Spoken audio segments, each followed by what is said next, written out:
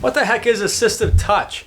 How do I turn on and turn off an iPad when I don't even have physical ability to touch the home button or the power button? Well, stick around for this video and you'll find out.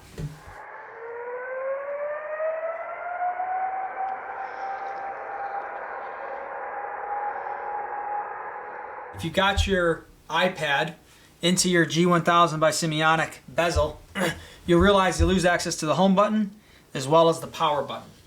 And you may be a little bit kind of at a loss for, well, how do I start the iPad? How do I shut the iPad down? How do I navigate it? How do I make sure this thing doesn't turn off? So I'll kind of walk you through some of the features that I've used that seem to work really well for this. So if I actually go into settings here, go to general, I go to about, you'll see that I'm running 11.2.6. That's the latest version of iOS, and that's what we're running here. And so by starting off, I go into the display and brightness category. I go to auto lock, and I change that setting to never. Okay. After that setting, I go up here to the search bar, and I actually type in ASSI. Okay, and it's going to show up as Assistive Touch. So how you can get to that is General Accessibility Assistive Touch. And Assistive Touch, what that allows us to do is actually have a home button down here in the bottom corner. Okay, and that home button has opacity, so it'll actually be very minimal in terms of any overlay on an application. You can actually customize the top level menu here if you want to change any of these things. I wish they would have a shutdown feature. Unfortunately, they don't, but you can customize those if you'd like. So single tap I have set to be go to the home. Double tap I have for open menu, and long press I have for multitasking. So let me show you how those work. So if I long press on the button, it'll go ahead and open up multitasking. If I double tap, it opens up the menu, and then if I actually single tap, it'll take me back home.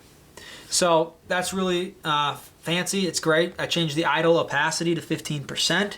It's always in the bottom right corner on both of my iPads. And if I actually go ahead and open up the SIMiONIC by G1000 MFD, you'll actually see here it picks up that the bezel was connected. I can actually go ahead and I'll actually add a little bit of light there so you can actually see how that comes on really nice. But you'll see it's completely gone now. I mean, you really just can't even see it. And so that's really nice. It works out really well, and you can see those things. So I'll go ahead and I'll push the home button. It'll take me back home. Now if I want to shut down my iPad, what do? Well, you go to settings, and then you go back here, you go to general, and you bring up general here, and you actually go down to this thing that says shut down. And what you'll do is you push shut down, and you'll slide to power off. So what I'm going to do is I'm going to actually go ahead and stop this video recording. I'll do shut down. I'll then slide to power off. So now the iPad is turning off, and I can get a little free Stay Level Avionics promotional there. But now it's off, and you say, oh, I don't have a power switch. How do I turn it back on? Well, on the back of the Slavix Avionics panel, if you've taken my recommendation, I recommend doing an Anchor Power Port 5.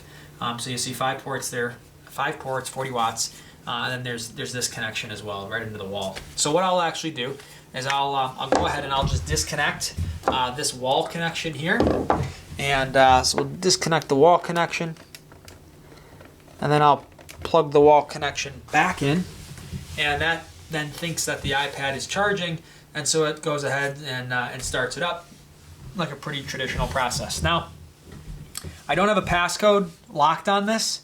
If you do have a passcode and you start the iPad, you got to log into the iPad right away. If you haven't logged into the iPad right away through your passcode, it doesn't take the state that you're like into the iPad, and it's kind of like a top level, and it'll actually just go back to sleep.